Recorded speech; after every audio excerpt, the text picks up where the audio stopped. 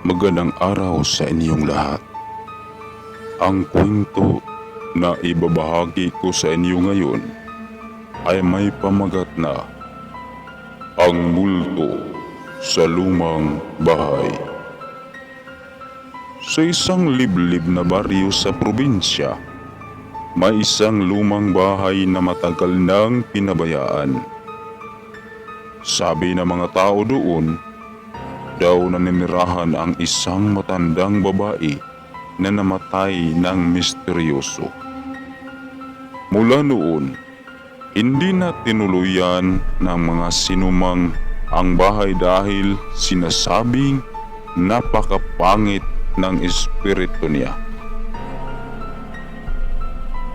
Isang gabi, may isang grupo ng mga kabataan na mahilig sa ganitong klase ng kwento. Nagdesisyon silang pasukin ang lumang bahay para subukan kung totoo ang mga sabi-sabi. Nagdala sila ng mga flashlight at kamera para dokumentado ang lahat. Pagpasok nila, malamig ang paligid kahit mainit ang gabi. Habang naglalakad sa loob, naririnig nila ang mga kaluskos na parang may sumusunod. Napailing ang isa sa kanila nang may marinig siyang mababang busis na nagmumula sa itaas na kwarto na tila humihiling ng tulong. Naglalakad sila papunta sa kwarto at doon nila nakita ang isang lumang aparador na bahagyang bukas. Bigla itong bumukas na mag-isa at may sumulpot na malamig na hangin. Nang silipin nila, may mga sulat na sa loob ng aparador. Tulungan mo ako. Huwag mo akong iwan.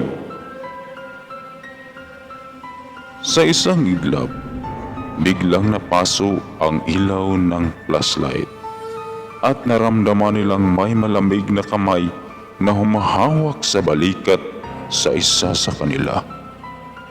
Nang tumalikod siya, wala naman siyang makita. Pero nakaramdam siya ng malamig na hangin sa liig niya na tila humihikbi. Mabilis silang tumakbo palabas ng bahay. Habang may naririnig silang bulong na huwag niyong pabayaan. Simula noon, hindi na nila muling bumalik sa lumang bahay. At tuwing gabi, may mga ilaw na sumisilip sa bintana ng bahay na parang may nagmamasid pa rin mula sa loob. At dyan lang po nagtatapos ang ating kwento ngayon. Paki-subscribe lang po ng ating YouTube channel para sa mga gustong makarinig ng ganitong mga kwento at ganitong mga video. Salamat po.